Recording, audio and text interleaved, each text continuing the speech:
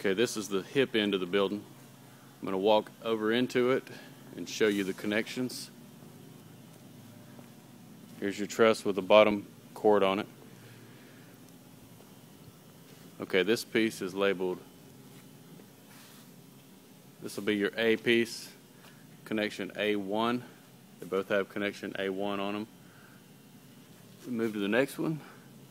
This will be A2. It's going down and into the valley, connecting to another post there. So that's the A2 connection. A3 is the top piece, the ridge piece here,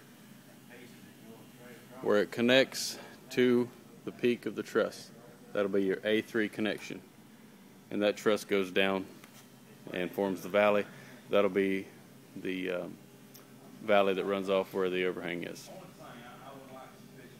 You also are going to have trusses coming down onto an interior wall. Let me back up where you can see this. If you notice, there's the truss that the top piece runs into. Okay? So if you look, you'll see this other truss with the bottom cord on it that all this is resting on. It's coming down and it's going to connect to a ground rail. I'm sorry, it's going to connect to a wall, and the ground rail is labeled G. It's 24 foot long. So that'll come down and connect with legs. Likewise, this other truss here that connects, as you can see right here, it's running up and it connects to this piece right here. I believe that's A1. Okay?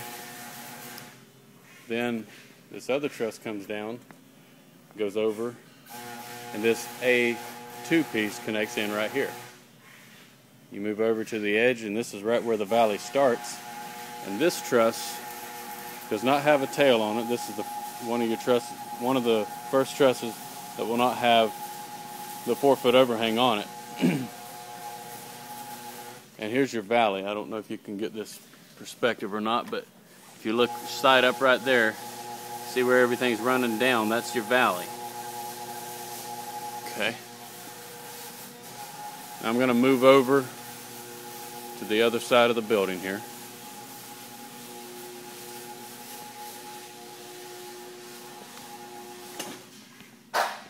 Okay, you can see where we just come from. This is going to be like a normal truss, except the other side of the truss is going to be cut off. So this will be normal on this end. That one will go all the way. This one here will go part of the way and connect, as we noticed earlier. And they get shorter. They're connecting into that other truss. As you go up here, all these are labeled as well. So where we just come from, you've got, this is B, B1, and that's at the peak of this same truss that has the cross piece on it. So the truss with the cross piece is taking all the weight. So B1 right here in the center. Then you move over here, the one going down at the angle for the hip, the long piece that joins all this together at the hip is C1, and you've got C2 and C3 down here.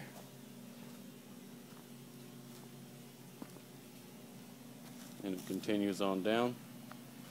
And this will have an insert welded at an angle, a little funny angle there to get the hip angle.